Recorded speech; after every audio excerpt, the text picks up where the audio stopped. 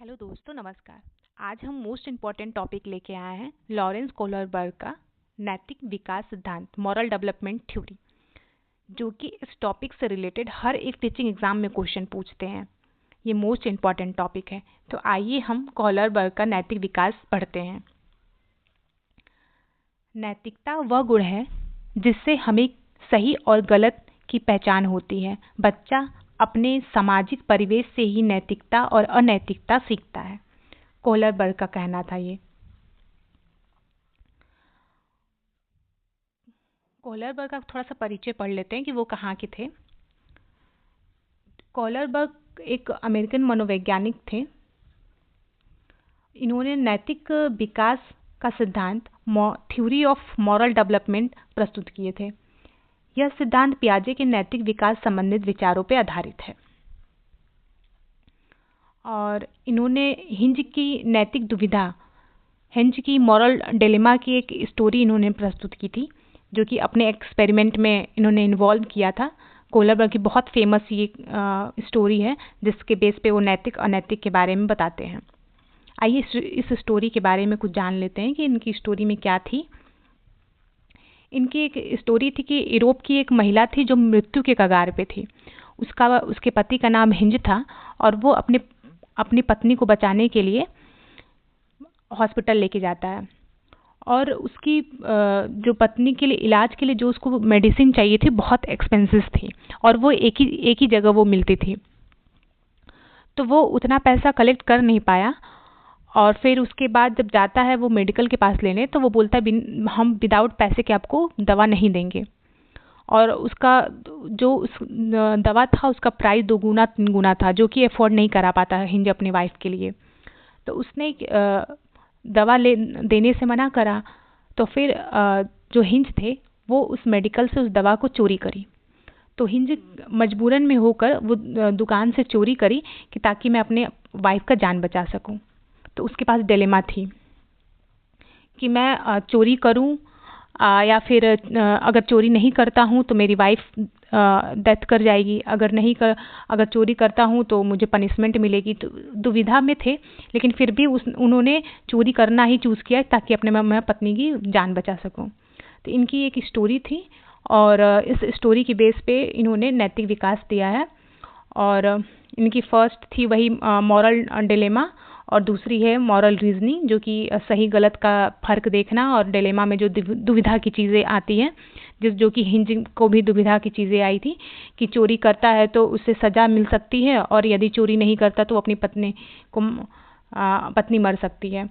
तो इनके साथ ये जो अवस्था है उसके हिंज के थी वो मॉरल डिलेमा के अंतर्गत आएगी। और उनकी जो मोरल रीजनिंग है, जिसका कि हिंज ने अपनी पत्नी की जान बचाने के लिए चोरी करना उचित समझा, ये उनकी रीजनिंग थी। वो खुद का अपना सेंस लगाए कि मेरे लिए यही सही होगा कि मैं चोरी करके अपनी वाइफ का जान बचा सकूं।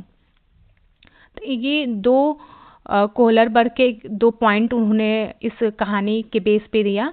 और उन्होंने कोहलरबर्ग का नैतिक विकास 3 लेवल में डिवाइडेड है और 3 लेवल में है और 6 स्टेज में है। जैसे कि एक लेवल में 2 स्टेजेस हैं।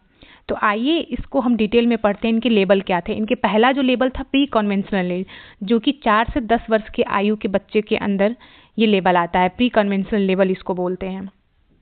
इस अवस्था में बच्चा सही और गलत निर्णय मुक्तः दंड और पुरस्कार के आधार पर करता है।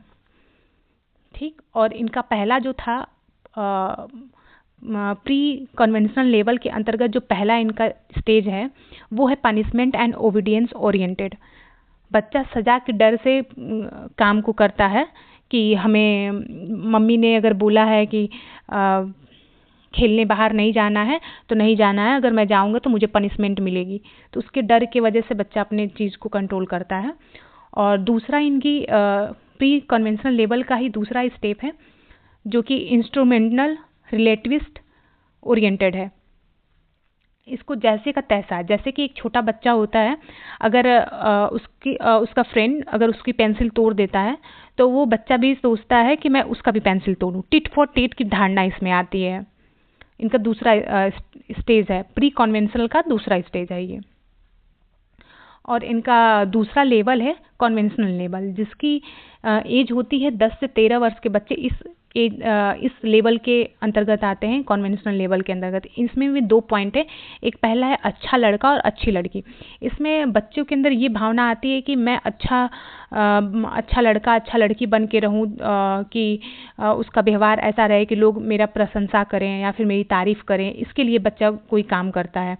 बच्चा अपने माता पिता और शिक्षकों की बात मानता है ताकि अच्छा माना जाए, जैसे कि अच्छी मेरी तारीफ़ करें, इसकी वजह से बच्चे करते हैं। तो इनका कन्वेंशनल लेवल का पहला जो स्टेज है वो good boy good girl oriented इसको कहते हैं। इसमें दूसरा जो स्टेज है वो लॉ एंड ऑर्डर ओरिएंटेड है, जैसे कि लॉ और ऑर्डर को फॉलो इस एज में बच्चे मतलब इस स्टेज में करने लगते हैं कि जो चीज़ गलत है, अगर रेड लाइट है तो अगर उसको तोड़ेंगे तो हमको पनिशमेंट मिलेंगी, ये गलत होता है। जो लॉ और ऑर्डर में लिखा रहता है उसके बेस पे बच्चे सब काम करते हैं, उसको मानते हैं। और इनका तीसरा लेवल है पोस्ट कन्वेंशनल लेवल, जिसकी आयु होती है 13 वर्ष से ऊपर। जैसे 13 वर्ष के ऊपर के बच्चों के इस एज के अंतर्गत आते हैं पोस्ट कन्वेंशनल लेवल में। इनका पहला पोस्ट कन्वेंशनल लेवल का है कि सामाजिक अनुबंध उन्मुखता, जैसे कि सोशल कॉन्ट्रैक्ट ओरिएंटेड। जैसे कि बच्चा मानता है कि नियम समाज के कल्याण के लिए बनाए जाते हैं। यदि कोई नियम मानव कल्याण में बाधा बने तो उसे बदला जा सकता है। जैसे बच्चा समाज के परिवेश में रहे कि समाज की चीज़ों के बेस पे वो सोचना समझना स्टार्ट करता है इसमें सामाजिक अनुबंध में। उदाहरण के लिए है कि यदि रेड लाइट तोड़कर किसी व्यक्ति की जान बचाई जा सकती है तो ऐसा करना उचित होगा। इसमें बच्चा ये सोचने लगता है सोशल कॉन्ट्रैक्ट ओरिएंटेड में कि अगर समाज की चीज़ों को पहले देखना स्टार्ट करता है कि अगर रेड लाइट को तोड़ के अगर किसी की जान बच रही है तो वो करना इम्पॉर्टेंट है, फर्स्ट प्रायोरिटी है। और इनका इसमें दूसरा जो है यूनिवर्सल एथिकल प्रिंसिपल ओरिएंटेड, जैसे व्यक्ति अपने आंतरिक नैतिक सिद्धांतों के अनुसार काम करता है। मानवता, न्याय और समानता, सर्वोच्च उन्मुखता पर बल जाते हैं। जैसे उदाहरण, किसी की जान बचाने के लिए व्यक्ति स्वयं को जोखिम में उठाने को भी तैयार रहता है इसमें, इस स्टेज में। तो इसको हम बोलते हैं यूनिवर्सल एथिकल प्रिंसिपल ओरिएंटेड। तो आई होप सो कि आपको ये सारे इनके लेवल और स्टेप समझ आए होंगे, स्टेजेस जो दिए होंगे इसमें कोलरबर्ग का, और इससे रिलेटेड आप इजीली क्वेश्चन भी कर पाएंगे। तो अगर आपको ये मेरा समझाने का तरीका अगर पसंद आया तो प्लीज़ लाइक से करिएगा, शेयर करिएगा, सब्सक्राइब करिएगा मेरे चैनल को, ताकि ऐसे इन्फॉर्मेटिव वीडियो मैं आगे भी लेते आऊँ कि आपकी एक टॉपिक आपका क्लियर होते जाए CDP में, कि आप किसी भी टीचिंग एग्ज़ाम में बैठे तो इससे रिलेटेड क्वेश्चन ज़रूर आप टैकल कर पाएँ। तो एक बार मैं फिर आपको रिवाइज़ करा देती हूँ कि इनके कोलरबर्ग के 3 लेवल थे, जो पोस्ट कन्वेंशनल लेवल थे और प्री कन्वेंशनल लेवल है, जिसमें दो स्टेजेस हैं। एक है कि पनिशमेंट एंड ओबीडियंस ओरिएंटेड है, और सेकंड इनकी इंस्ट्रक्शनल रिलेटिव ओरिएंटेड है। और इनका दूसरा लेवल है कन्वेंशनल लेवल, जिसमें फर्स्ट है good boy good girl oriented है, और दूसरा इनका है लॉ एंड ऑर्डर ओरिएंटेड है। और इनका लास्ट लेवल जो है पोस्ट कन्वेंशनल लेवल है, जिसका फर्स्ट पॉइंट है सोशल कॉन्ट्रैक्ट ओरिएंटेड और दूसरा है यूनिवर्सल एथिकल प्रिंसिपल ओरिएंटेड है। तो आपको सब समझ आया होगा, और समझ आया होगा तो please support me. Thank you.